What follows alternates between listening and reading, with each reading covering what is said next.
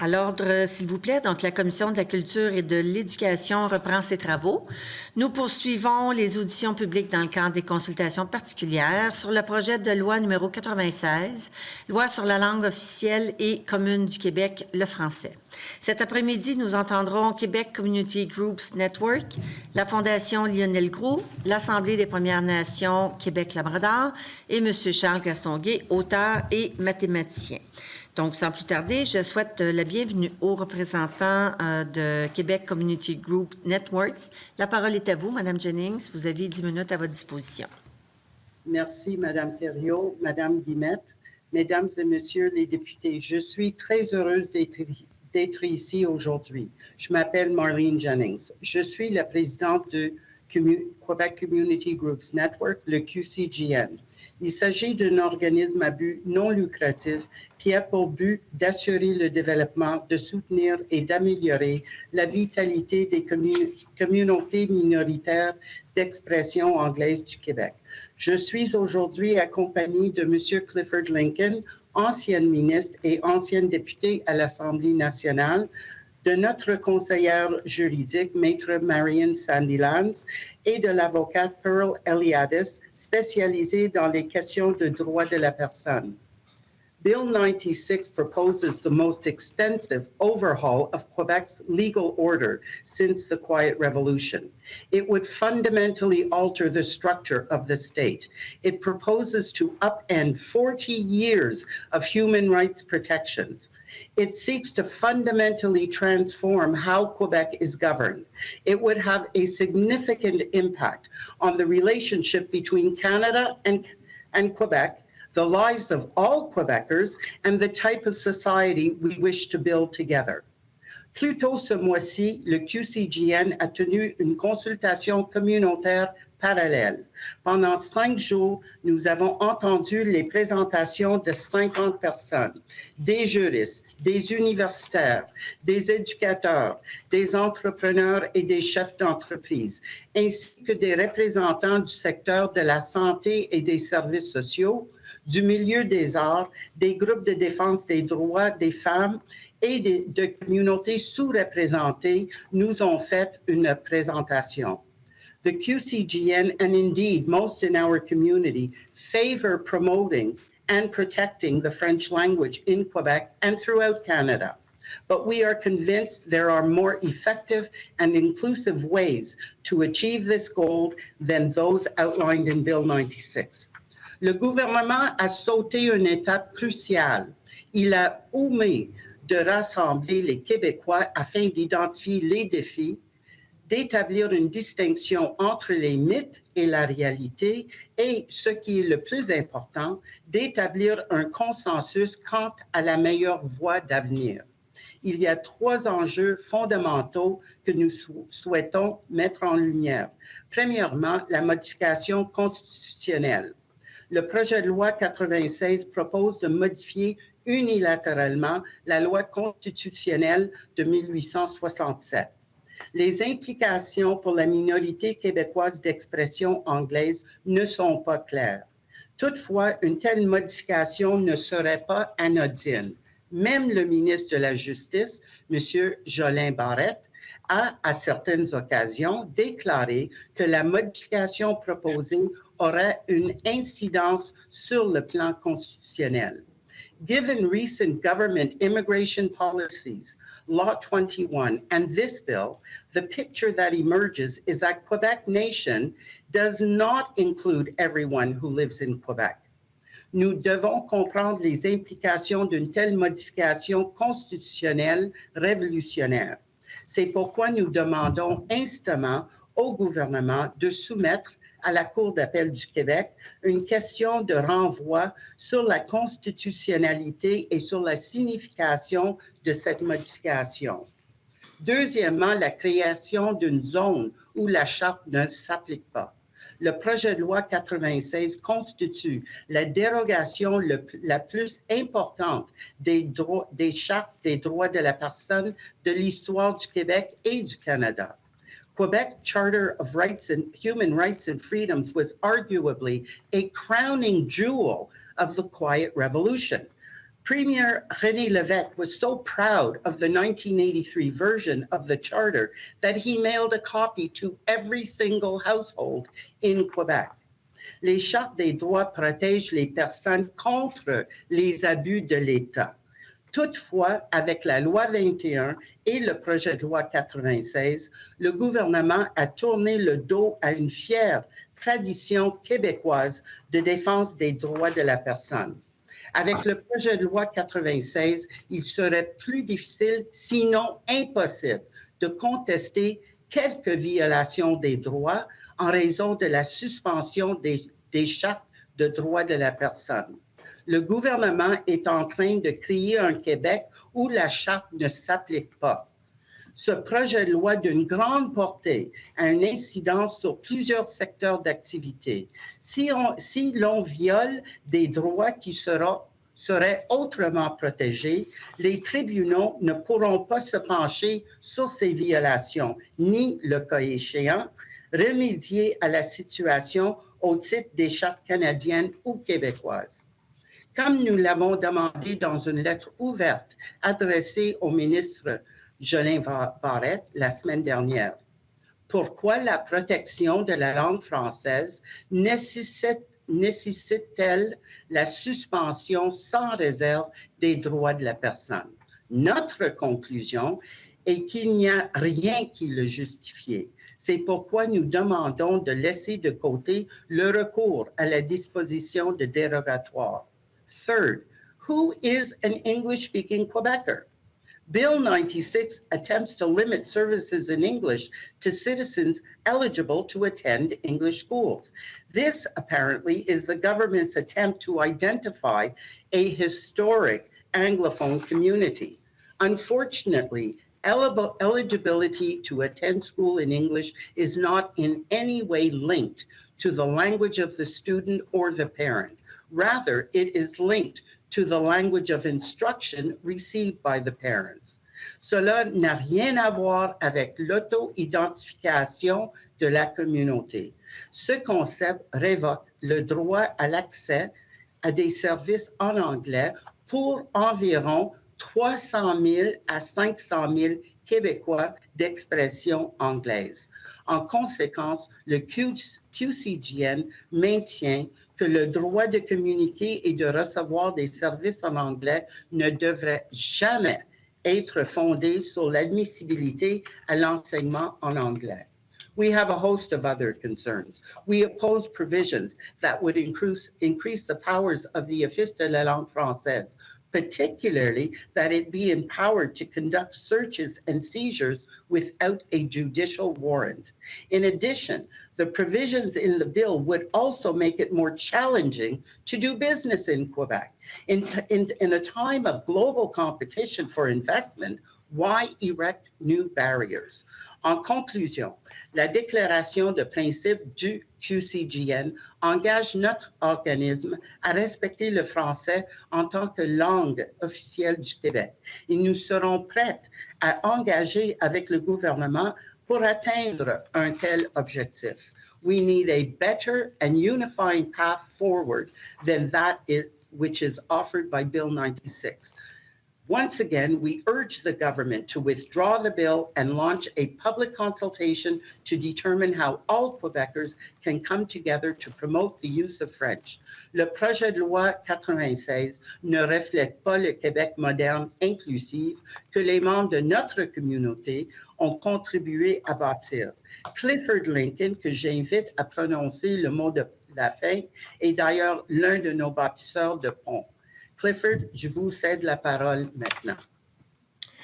Madame la Présidente, le français est une partie importante de mon héritage culturel. Et en fait, le français est la première langue que j'ai parlée sur les genoux de ma mère. Tout ce qui peut faire avancer le français, tout ce qui peut promouvoir le français, j'en suis d'emblée. Ce que je reproche au projet de loi 96, c'est la façon d'y arriver, une façon coercitive, une façon négative, qui divise. Et, Madame la Présidente, j'ai passé et j'en suis fier, 9 ans et demi à l'Assemblée nationale. Pendant que j'y étais, durant mon parcours à l'opposition, j'avais participé à une commission pour la révision de la loi 101, présidée par Gérald Godin. Et Camille Lorrain y assistait régulièrement. Et Gérald Godin nous avait incité à trouver des solutions de part et d'autre, des solutions honorables qui mèneraient à un consensus. Et cela, nous l'avions réalisé. Plusieurs années auparavant, l'Assemblée nationale avait réussi. Et malheureusement, M. Lincoln, je suis désolée, je suis la gardienne du temps. Vous avez dépassé les 10 minutes, donc je dois mettre fin à votre présentation et laisser le ministre débuter les échanges avec vous pour une période de 17 minutes. Monsieur le ministre, la parole est à vous. Merci, Madame la Présidente, Madame Jennings, Madame Sandy Lands, Monsieur Lincoln, Madame Eliadis. Bonjour, merci d'être à la commission parlementaire aujourd'hui avec votre groupe. D'entrée de jeu, je tiens à rappeler que la nation québécoise, elle est plurielle. Elle inclut l'ensemble des Québécois et des Québécoises au Québec, incluant les communautés d'expression anglaises. Le français au Québec est la langue commune, c'est la langue officielle du Québec. Vous savez, le Québec a toujours respecté et continuera de respecter les institutions anglophones, que ce soit dans le réseau de la santé, dans le réseau de l'éducation, que ce soit dans le cadre des services publics également, que la communauté anglophone pourra recevoir et continuera de recevoir dans sa langue. So, I want to reassure the English-speaking community, as I made before when I tabled that bill, Bill 96. That bill is for inclusion, to include every Quebecers who are in Quebec, that everybody is part of the society. And I want to say to the English-speaking community again, nothing changed for the services, for the health services, for the institution, the English institution, for school, for higher education. So that's really important to say that, because I heard a lot of things about that, and I'm sad to hear them, because we all work together to be sure that the official language is French and to protect that language. But we don't take away any rights to anybody in that bill. And I want to be clear, and I will always be clear on that for all the commission. Donc, j'ai pris connaissance de votre mémoire et il y a certains éléments dans la mémoire qui me laissent sceptique, disons. À la page 25, à la page 36, le QCGN indique que l'affirmation du français menace les droits de la personne et est dangereux. À la page 13, on dit que l'affirmation du français va nuire à l'économie du Québec. À la page 11, à la page 20, on dit que l'affirmation du français est un geste d'exclusion. Écoutez, quand je lis ça dans un mémoire, je trouve ça problématique. Il y a eu les consultations également que vous avez tenues et on peut qualifier certains propos d'individus qui ont participé à vos consultations, qu'on pourrait qualifier ça de dérapage. Quand on parle de Gestapo en lien avec le projet de loi. Quand on dit que l'affirmation du français causera des décès, des morts, comme M. Chambers l'a dit. Je trouve que, malheureusement, ce sont des propos exagérés. Et plutôt que de travailler ensemble à construire un consensus qui va faire en sorte de permettre de renforcer le français dans le respect des droits de la communauté anglophone, on se retrouve dans une situation où, manifestement, on attise certaines difficultés qui n'ont pas lieu d'être.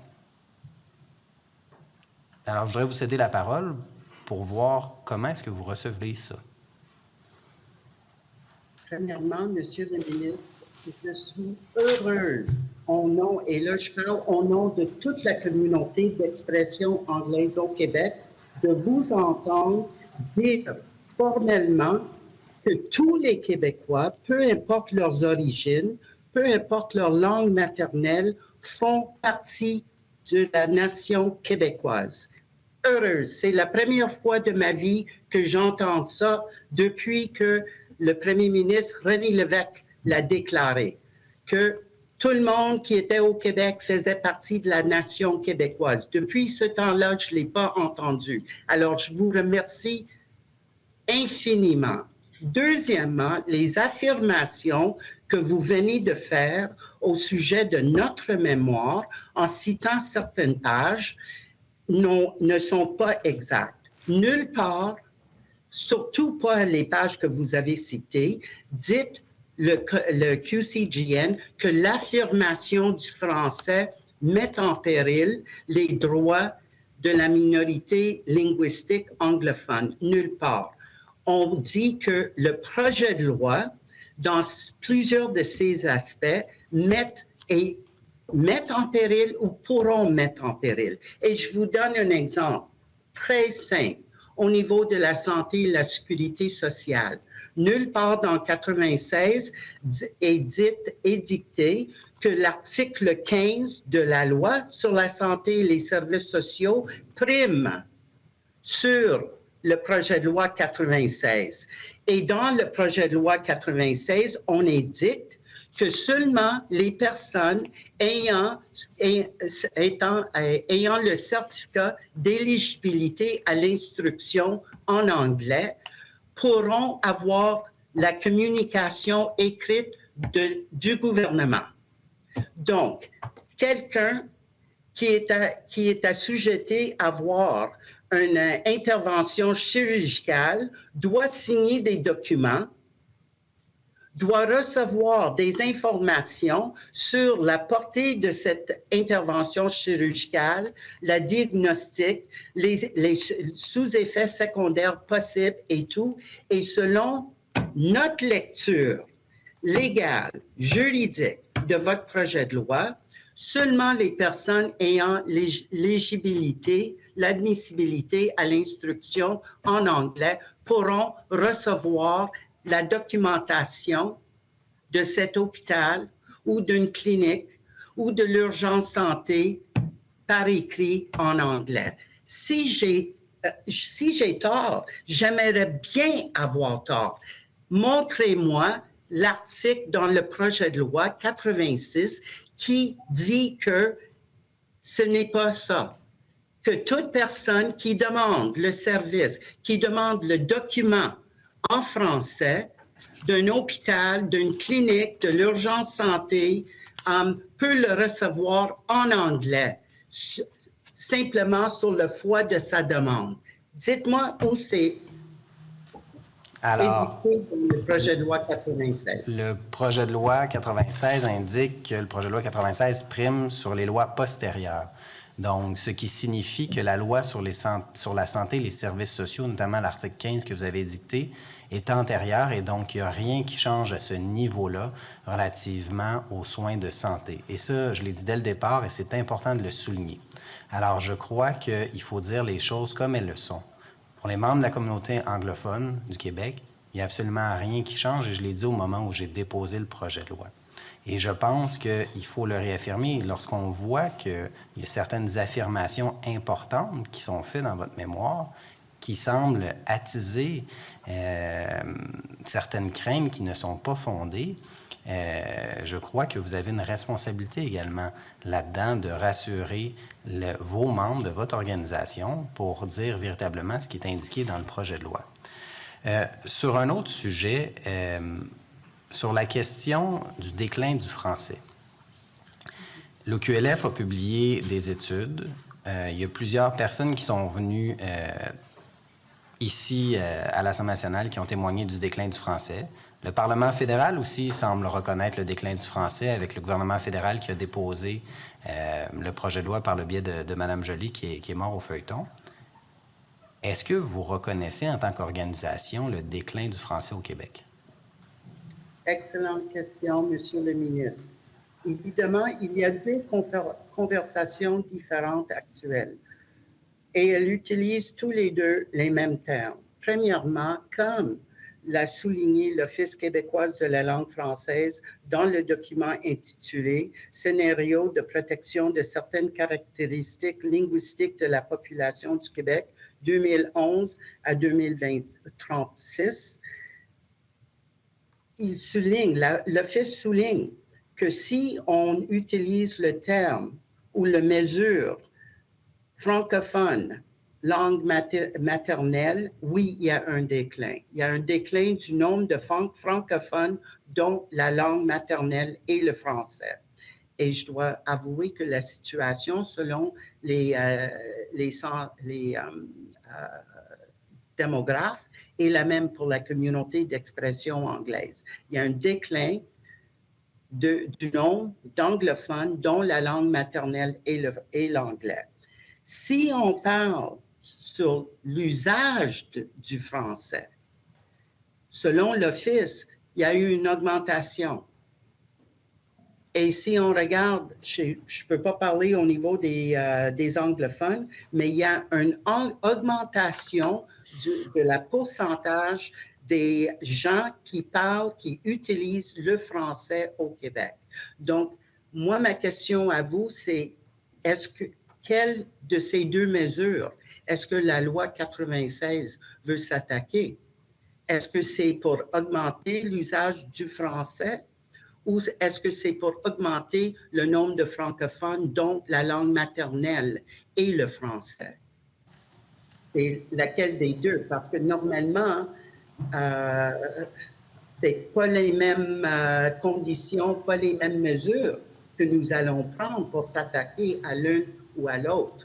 Mais alors, juste sur le fond de la question, là, est-ce que vous reconnaissez qu'il y a un déclin du français au Québec et à Montréal? Parce que je comprends que vous pouvez me citer certaines études, certaines autres, mais c'est pas une question de sémantique, là.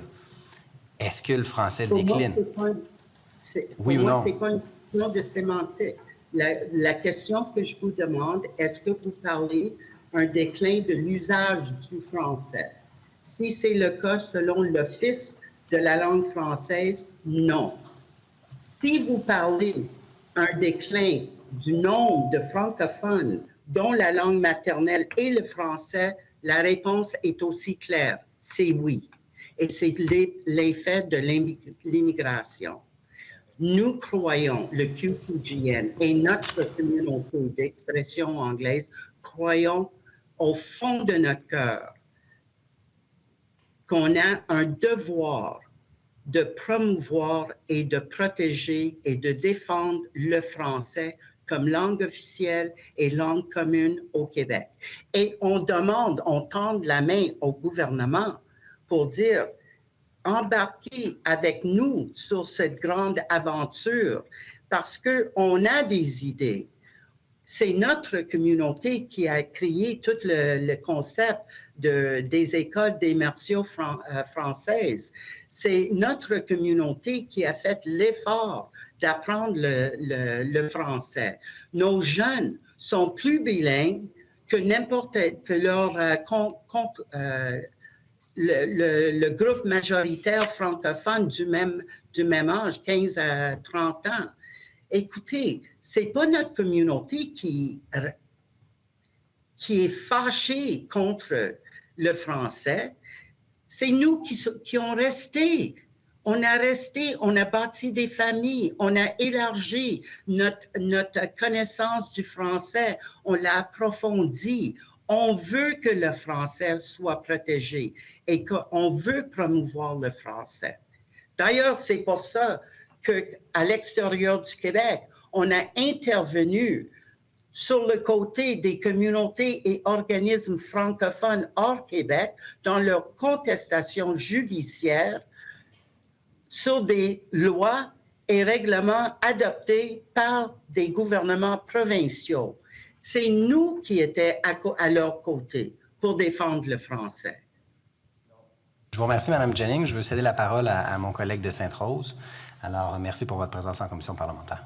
Merci, Monsieur le député de Sainte-Rose. 3 minutes 30 à votre échange. Merci. Je vais être bref parce que le temps s'est écoulé. Je voudrais savoir, dans les 624 pages de votre mémoire, quelle est la différence entre votre opinion et ceux que vous collectez à l'intérieur de votre rapport? Je comprends pas votre question. Mais en fait, il y a différents points de vue de différents groupes que vous insérez dans votre mémoire. Est-ce que vous acceptez d'emblée les conclusions de tous les groupes quand vous soumettez ce rapport-là pour considération ou vous les mettez à titre d'annexe? C'est-tu l'opinion du QCGN? C'est-tu l'opinion de certains groupes? C'est-tu l'opinion de la communauté d'expression anglaise? C'est l'opinion de qui au juste? L'opinion du QCGN est énoncée dans notre mémoire. Les annexes sont les présentations que le QCGN a reçues lors de nos consultations communautaires publiques parallèles à celle à laquelle on participe aujourd'hui. Et compte tenu que beaucoup de ces personnes, sinon toutes ces personnes et organismes, n'ont pas eu la chance de présenter leur point de vue devant cette commission, on a promis de le mettre en annexe pour que votre commission parlementaire puisse en prendre connaissance. Mon temps est limité, alors je vais vous bousculer un petit peu. Est-ce que le QCGN est d'accord avec le passage de la loi 101 en 1977? Est-ce que le QCGN accepte que cette loi-là était nécessaire pour la survie du français en Amérique du Nord? Le QCGN est un défenseur de la langue française. On croit que la loi 101 a eu des bons rapidement, impacts. Est-ce que c'est oui ou non? Parce qu'il y a plein de défenseurs de la langue française sur la planète, mais ils ne sont pas tous pour le projet de loi 101. Ma question, est-ce que le QCGN est d'accord avec la loi 101? Oui, le QCGN est en accord avec la loi 101 dans le sens qu'on pense que ça a eu des effets positifs et on pense que ça n'a pas été utilisé à 100%. Et on pose la question pourquoi 96, compte tenu qu'il y a plein de choses dans la loi 101 qui ne sont même pas utilisées. Donc, pourquoi d'abord le QCGN, s'il accepte les notions de la loi 101, serait pour permettre, par exemple, la scolarité de personnes venant de la Grande-Bretagne, l'Australie, l'Inde, dans le réseau public scolaire ou à titre d'anglophone ou de recevoir des documents en anglais? Pourquoi le QCGN, s'il accepte la loi 101, veut pas une intégration en français des nouveaux arrivants au Québec? Pour répondre à la question, Mme Jennings. Je regrette, je n'ai pas compris la question. En fait, si on est d'accord avec la loi 101, on est d'accord pour dire que les allophones doivent se faire scolariser en français. Bien sûr, ça exclut les Québécois d'expression anglaise, mais les allophones, eux, qui viennent d'un autre pays, issus de l'immigration, doivent suivre un parcours en français. Vous prétendez que des autres personnes qui ne sont pas issues de la communauté doivent recevoir des documents, des communications en français. J'essaie de comprendre, elle est où la ligne pour le QCGN? Et vous allez devoir échanger en dehors des micros. Désolée, Mme Jennings, j'ai plus de temps. On est 10 secondes de trop. Madame la députée de Marguerite-Bourgeoys, la parole est à vous. Non, je dois passer la parole à Madame la députée de Marguerite-Bourgeoys. Si elle veut utiliser son temps pour la réponse, c'est à elle, c'est sa discrétion. Désolée. Merci beaucoup, Madame la Présidente. Bonjour, Madame, Monsieur Lincoln, enchanté de vous avoir ici pour discuter de cet important projet de loi. J'aimerais revenir sur votre position, justement, sur la langue officielle du Québec, le français. Vous avez dit à plusieurs reprises que c'était la langue, justement, officielle. Mais il y a quelque chose qui semble vous énerver, vous inquiéter beaucoup dans l'article 90 Q2 qui dit que le français est la seule langue officielle du Québec. Et vous vous inquiétez en disant, est-ce que ça modifie la portée de l'article 133 de la loi constitutionnelle de 1867 qui prévoit l'emploi du français et de l'anglais à l'Assemblée législative et dans les tribunaux du Québec, à la page 20 de votre mémoire. Alors, je me demandais si vous pouviez élaborer un peu sur les enjeux que vous voyez d'inclure cette disposition dans la section du Québec de la loi constitutionnelle. Et deuxième volet, si on apportait une précision à l'égard de l'article 159 du projet de loi concernant l'article 133 de la loi constitutionnelle, est-ce que ça vous rassurerait? Je vais demander à Maître Sandilands de répondre à votre question. Demandez d'enlever le masque pour qu'on vous entende bien. Oui, allez-y. Pour votre Première question, l'inquiétude, c'est qu'il y a un principe d'interprétation constitutionnelle qui dit qu'il faut interpréter un article de la Constitution dans la lumière d'autres articles de la Constitution. Alors, si on voit un nouvel article dans la loi constitutionnelle de 1867 qui dit que la langue officielle du Québec est le français, est la seule langue officielle, mais on voit aussi l'article 133 qui dit qu'on peut utiliser l'anglais et le français dans l'Assemblée nationale et les tribunaux. Et on se demande comment est-ce que les tribunaux vont interpréter ces deux articles ensemble. Et c'est pour ça que nous demandons un renvoi à la Cour d'appel du Québec pour clarifier. Ça, c'est une des questions qu'on veut clarifier. Et je m'excuse, je n'ai pas bien compris votre deuxième question. Bien, si on incluait justement une précision à l'article 159 en disant en tout respect de l'article 133, autrement dit, si on avait ce genre d'amendement, est-ce que ça vous rassurerait? Ça serait peut-être quelque chose à discuter, mais ça ne résout pas toutes les questions qu'on avait au sujet de la modification constitutionnelle. Alors, on demanderait encore le renvoi quand même. OK, merci. Par rapport au pouvoir d'enquête et de surveillance, je sais que vous êtes bien inquiet de ça. Vous n'êtes pas les seuls. Ça a été discuté dans d'autres forums avec d'autres invités, d'autres témoins. Et c'est beaucoup par rapport à l'OQLF qui n'a pas d'autorisation judiciaire préalable à demander pour procéder à une inspection. Vous vous inquiétez beaucoup qu'il y ait une disposition de dérogation sur particulièrement en lien avec ces pouvoirs-là. Alors, si on ajoutait une précision qui viendrait baliser le pouvoir d'enquête de l'OQLF, est-ce que, selon vous, cette problématique du pouvoir d'enquête que vous soulevez dans votre mémoire serait toujours aussi problématique? Je crois que le QCGN et moi en particulier ne pourrons pas répondre de façon définitive à votre question sans avoir vu au préalable c'est quoi l'exemption ou les contraintes qu'un amendement portera à l'article 174 et autres du projet de loi 96. On ne peut pas répondre sans voir l'amendement. Mais, Madame David, ce projet de loi doit soit être retiré complètement et le gouvernement doit mener une consultation auprès de tous les Québécois dans tous les secteurs d'activité. Et deuxièmement, sur l'utilisation de la clause dérogatoire et l'amendement constitutionnel unilatéral, on vous prie, convaincre le gouvernement de faire le renvoi, de retirer ce projet de loi et de faire un renvoi à la Cour d'appel du Québec pour justement avoir la clarté sur toutes ces questions où on n'a même pas consensus chez la communauté juridique, les experts constitutionnels. Il n'y a même pas une unanimité là-dessus. Vous dites, d'ailleurs, c'est votre première recommandation, retirer entièrement le projet de loi. Là, vous référez surtout aux articles constitutionnels et aux dispositions de dérogation. Est-ce qu'il y a d'autres choses qui justifieraient de retirer complètement le projet de loi? Je vais demander à mon collègue Clifford Lincoln de répondre à cette question. Madame David, moi je pense que au départ, pardon?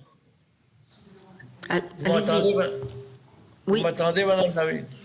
Bien, excusez-moi, Monsieur Lincoln. Oui, je voulais dire qu'au départ, si vous prenez comme principe qu'on met de côté les deux chartes canadiennes et du Québec, c'est que certainement le gouvernement doit croire qu'il y a beaucoup de problèmes avec plusieurs articles qui ne tiendraient pas le coup devant les cours de justice. Autrement, pourquoi introduire de façon préventive la clause dérogatoire sur les deux chartes? Si le ministre, par exemple, pense que sa loi est tout à fait juste et claire, pourquoi est-ce qu'il introduit la clause dérogatoire? Au départ, ça nullifie tous les faits de la loi elle-même parce qu'aucun citoyen ne peut aujourd'hui aller contester des clauses qu'il pense négatives ou conflictuelles. Au départ, la loi est protégée par le fait même que les chartes sont mises de côté. Si le ministre est tellement clair de sa loi, pourquoi est-ce qu'il a inclus la clause dérogatoire sur les 2 chartes de façon préventive? C'est à lui de nous expliquer cela. Merci beaucoup, M. Lincoln. Je vais passer la parole à mon collègue de Darcy McGee. Parfait. Monsieur le député, vous avez 4 minutes pour terminer le bloc d'échange. Merci, Madame la Présidente. Merci beaucoup, Madame Jennings, surtout Monsieur Lincoln. Plaisir de vous revoir à l'Assemblée nationale, Maître Eliadis et Maître Sandiland. Je veux dans un premier temps reconnaître vos efforts pour offrir l'opportunité à la communauté d'expression anglaise au Québec de contribuer pleinement à ces audiences. Vous l'avez mentionné vous-même que seulement 4 groupes ont été choisis par le côté ministériel pour participer. Alors, c'est un exercice tout à fait légitime et nécessaire. Je veux revenir à votre discussion. On en a parlé un petit peu à la page 37, 38, 39 sur le consensus qui existe depuis 35 ans en ce qui a trait aux services de santé et services sociaux en anglais. Malgré les assurances, pas trop de précision, mais les assurances du ministre, vous n'avez pas l'air d'être satisfaite que ce consensus ne serait pas mis en quelque part en péril. Vous énumérez 7 préoccupations là-dessus et vous suivez par une recommandation très claire, il me semble, qui, une fois respectée par le ministre, en quelque part, donnerait l'heure juste à ces protestations qu'il n'y a aucun risque. Je vous invite à élaborer sur ce consensus actuel sur l'accès aux services de santé et services sociaux en anglais. Nous ne sommes pas convaincus, ni le QCGN, ni les groupes et les personnes qui se sont présentées durant nos consultations communautaires parallèles.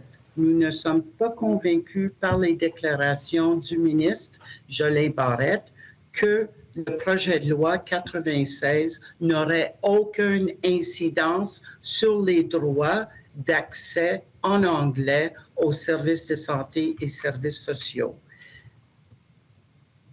Et on a des experts, autant de la loi de la santé et services sociaux que de la loi sur la loi 101.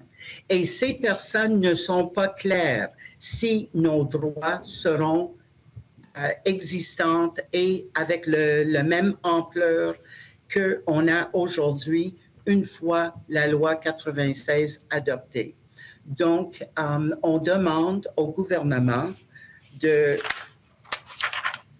d'inclure, si la loi 96 n'est pas retirée dans son entier, on demande que le gouvernement inclue une clause d'exclusion explicite pour ce droit d'accès aux services de santé et des services sociaux en anglais dans le projet de loi 96 lui-même. Bon, avec le temps qui reste, j'aimerais vous inviter à parler du rôle antérieur, présent et futur de la communauté québécoise de langue anglaise dans le rayonnement, la protection et le renforcement du français, ainsi que les établissements qui s'y attachent. McGill, les hôpitaux identifiés avec la communauté de langue anglaise.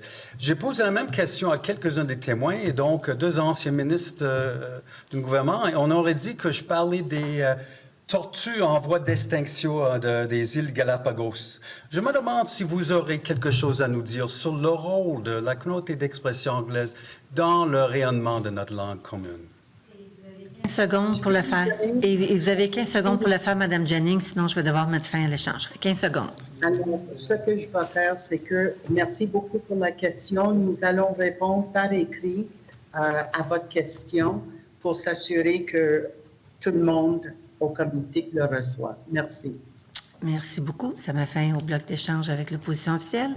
Je vais maintenant du côté de la députée de Mercier pour votre 2 minutes 50 secondes. Merci, Madame la Présidente. Merci, Mesdames et Messieurs, pour votre présence. Vous avez dit que vous appuyez la loi 101. Maintenant, vous savez que la loi 101, aujourd'hui, ne ressemble plus du tout à ce qu'elle était en 1977. Elle a été totalement charcutée par toutes les cours supérieures, suprêmes et d'appel. Ça a occasionné plusieurs reculs dans cette loi-là. Maintenant, je comprends que vous êtes contre la clause de dérogation sur toutes les dispositions du projet de loi 96. Mais si le ministre, par exemple, disait que cette clause de la clause dérogatoire s'appliquait sur quelques articles pour s'assurer qu'elle ne soit pas enlevée plus tard par des poursuites, est-ce que vous serez d'accord avec ça ou vous êtes contre l'utilisation de cette clause, peu importe que ce soit pour l'ensemble ou pour quelques articles?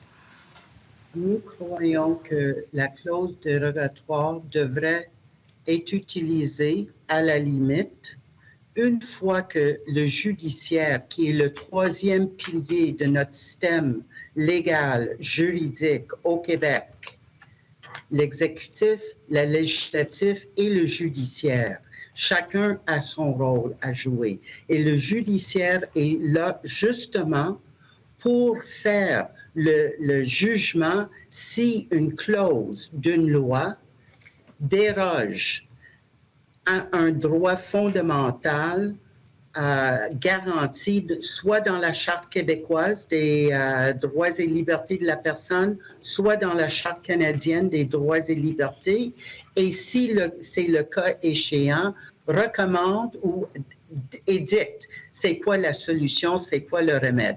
Mais je demanderais à ma collègue Maître Eliade... Parce que j'ai peu de temps, j'ai très, très peu de temps pour aller plus loin. Donc, vous ne reconnaissez pas la légitimité de l'Assemblée nationale ici des élus de protéger des droits collectifs. Madame la députée, si je peux m'interrompre très brièvement, c'est très clair dans toute société démocratique et libérale, petit L bien sûr, que effectivement le judiciaire a un rôle fondamental à jouer avec la législature et que le judiciaire est là pour protéger les droits en lien avec ce que la législature fait. C'est Politics 101, vous le savez très bien, et c'est très clair que dans ce projet de loi, on est en train d'éliminer le rôle des juges de protéger les Québécois et les Québécoises. Merci. L'Assemblée nationale, ici, les élus n'ont pas la légitimité de protéger les droits collectifs parce qu'il y a les droits individuels qui sont fondamentaux. Et je dois mettre fin à l'échange, malheureusement. Merci. On a encore dépassé un petit peu. Donc, sans plus tarder, on va aller du côté du député de Matane-Matapédia, aussi pour vos 2 minutes 50. Merci. Lorsqu'on vous a posé la question si vous reconnaissez que le français est en déclin, vous avez refusé de répondre directement à une question pourtant toute simple. Je vous en pose une autre. Est-ce que vous considérez que l'anglais est en déclin au Québec? Non, on n'a jamais prétendu. Ce qu'on prétend, et non. Sinon, ce qu'on prétend, c'est que la vitalité de la communauté d'expression anglaise au Québec est en danger, Merci. est en péril et que nous sommes vulnérables. Donc l'anglais n'est pas menacé au Québec, c'est ce que vous m'avez dit, non? Mais avec 96, ça pourrait l'être. Vraiment? Bon, on avance, ou pas. Vous avez conduit un sondage auprès de vos membres à savoir s'ils étaient en accord avec le fait d'inclure que le Québec est une nation dans la partie québécoise de la Constitution canadienne. Vos membres ont répondu à près de 60 % non. Donc, vous portez ce mandat-là. Je vous avoue que ça va être difficile d'avoir un consensus là-dessus. Nous-mêmes, on n'est pas tout à fait en accord avec le ministre, pas pour les mêmes raisons que vous. On considère que ça ne va pas assez loin. Souvent, on prend à témoin René Lévesque. C'est toujours intéressant de le placer dans une conversation en disant « René Lévesque a fait ci et ça ». Quand René Lévesque et Camille Lorrain, en 1977, ont fait adopter la loi 101, il a fallu beaucoup de courage Il y a eu de l'opposition de la communauté anglophone, d'organisations antérieures à la vôtre, qui ont tout fait pour pas que ça arrive. Et les accusations qu'on a retrouvées au cours des dernières semaines, ils les ont vécues à l'époque. Alors, je ne sais pas sur quelle base on va trouver un consensus, mais moi, je considère que le français est menacé au Québec. Et si on est sérieux dans ce qu'on entreprend, on prend des mesures pour aller de l'avant, mais je ne sais pas qu'est-ce qui va vous satisfaire. Vous demandez de retirer un projet de loi. Moi, j'aimerais le bonifier parce qu'il ne va pas assez loin. Soyons clairs. Il n'y a rien de mesure supplémentaire de la langue qui va vous satisfaire.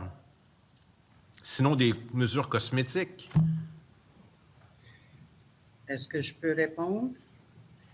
Vous avez 30 secondes pour le faire. Le sondage dont vous parlez, je n'ai aucune connaissance. Personne à QCGN sait de quoi vous parlez quand vous dites que nous avons fait un sondage C'est Internet. dans le sondage que vous avez mentionné. Deuxièmement, nous sommes pour la protection et la promotion du français. Et je vais vous dire une chose. Ceux qui étaient en opposition à la loi 101 dans les années 80 et le début des années 86, ils ont pris le 401. Nous qui sommes restés ici, nous sommes restés parce qu'on chérit le Québec. Et on se considère comme Québécois et Québécoises pleines et entières. Merci, Mme Jennings. Je dois mettre fin aux échanges. Je suis la gardienne du temps, vous le savez. Je ne veux pas paraître impolie, mais malheureusement, je dois mettre fin. Je vous remercie pour votre passage en commission parlementaire, mesdames, messieurs, et nous allons suspendre quelques instants pour permettre à l'autre groupe de prendre place. Merci beaucoup. Merci.